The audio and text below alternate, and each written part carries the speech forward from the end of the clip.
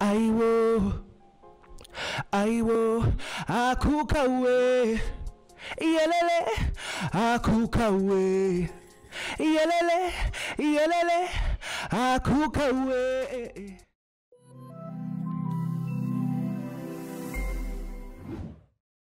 Murakoze cyane kubwo mamaye iyi invitation. Je nitwa Nindagiye Remeshangabo Thibaut, gusa izina ry'ubartiste ni Tizi. Nkaba mejeje amashuri yisumbuye ariyo Humanité, ndahereje kuri Independante. Muri aka kanya nkaba nkora umwuga gusa wo kuririmba. Akukawe, yelele, yelele, akukawe.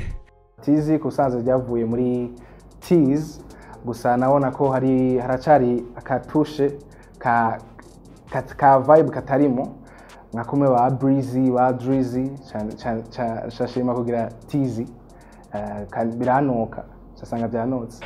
This night totally free minded, so Monday to Monday.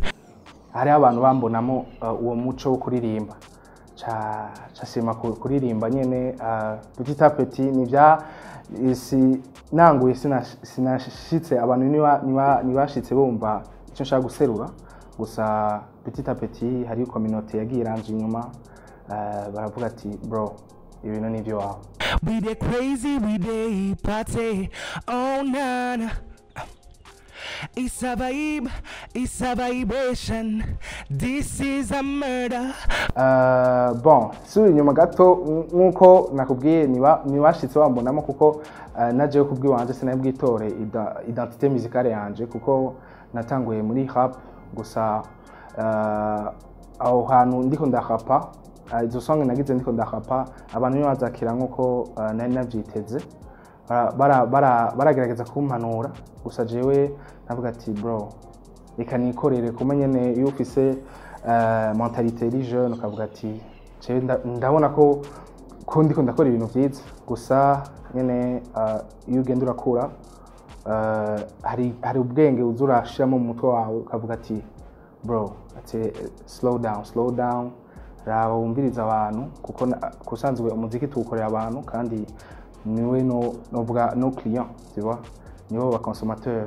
Ndashima rero gutangura kuririmba, natanguye n'umuziki, natanguye R&B cyane na Dramati ku ndirimbo yitwa Trust Me. Ndavuga ati abantu barayakira neza, kakame bahora bashira muri ya phrase ati muziki wawe ni mwiza gusame, ako kantu kaciye kagenda kara disparaître un petit peu, baravuga ati bro aha rero watoye ahantu hawe kurikira, ahantu urashoboye cyane. Nanje ndagerageza kuguma nkora cyane, nkorera kuri tala yanje, ijwi ryanje, kwera ndabahe ibintu byiza gusa. Trust me baby, trust me baby, trust me baby. Umuryango wanje sinovuga ko wabyakiriye neza kuko nari nkiciga bavuga ati izi ni distractions zije kunjamo, gusa amanota ngira arashita, gusa bon jewe kusanzwe naragerageza kwisepara ivyo bintu bibiri. Ivyigwa hageze kwiga nariga, hageze mu vacances naca ndondera utuherana dukeya ngagenda muri studio nkashabona uko nshoboye kose nkasohora muri uwo mwanya wa vacances nyene. Mbwageze kwiga boom byose naca nkupa studio, gusa nyene nibavyakiriye neza cyane gose, gusa au fur et à mesure baravuga ati umwana kumbe arafise impano kandi akwiye kuyikuza. Aiwo, yeah, aiwo,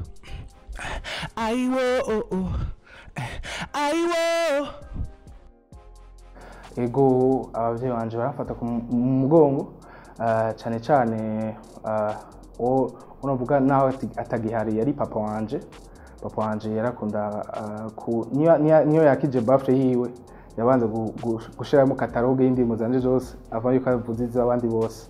Donc cyo kintu ndakimushimira ari hose vraiment, kandi yaranagerageza no kuma mahera muri studio.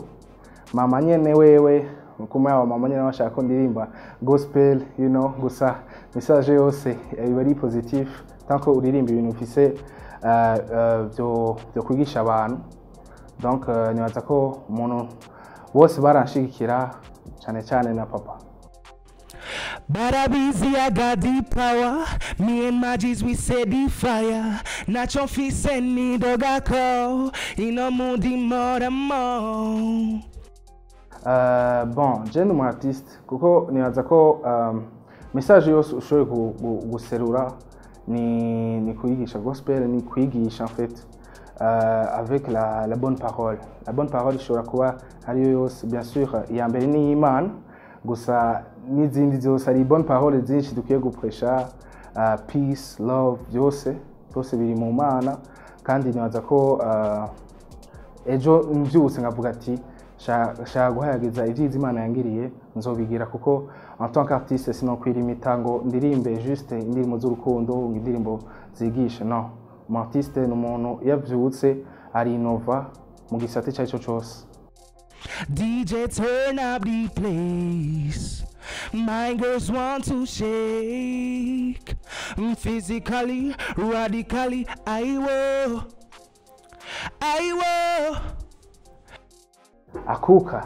Akuka rero nashatse kubaririmbira umunezero nifise kwanza.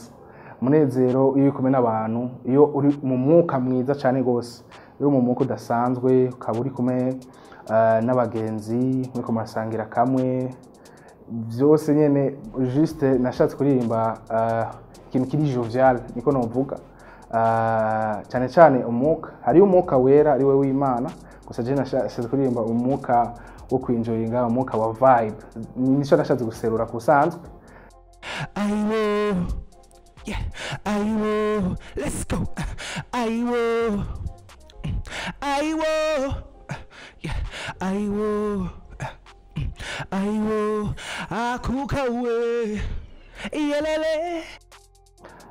Byari byoroshe, nibaza ko setangomo, kuko nibaza byari byoroshe cyane kuri kote ya video, kote ya audio caranyoroye kuko nayo mfise team bamfashije no kumwe ryo jambo akuka, sije nagitoye na bagenzi banje bari hafi, avuga ati bro rimwe twakuka, nanje candaja ngaho nda developa le sens du mot akuka nyene. Donc mugabo novuga kuri audio vraiment yari vibe gusa, muri studio yari vibe. X Factor, shout out to him, muri New Era Entertainment, yarakoze nanje ndashima cyane. Donc novuga byari byose kuri kote ya audio, mugabo kuri kote ya video hari uburyo, kuko jewe simfashe mu mugongo na management kanaka. Donc inoti yava mu mfuko wanje, kandi niyo I was fresh out of school, donc sinayifise uburyo nk'ubwo abandi bashobora kugira bamaze imyaka muri muziki. Donc narinvestise cyane muri talent yanje, ubunye niko ndabona ko hari akantu kozamo muri investissement nagize pendant maintenant 3 années. Ego kuvanga nibigikunda, nibigikunda. I will, let's go. I will. Bon, jewe indoto mfise cyambere ni gukuza iyi passion ariyo muziki, ni gukuza umuziki wanje kanatsinda n'Ikirundi, nkawushira muri on a international level. So in order to do that, ifoko abantu bakunda iby'iwacu kwanza, ubonye bako baratangura kuyikunda, kuko natwe tuko turazana ibintu bishasha. Donc nibaza ko baguma badukurikirana cyane kuko nibo baduha iyo flamme iduha kuja muri studio kwandika ya maparole yose, ibyo byose.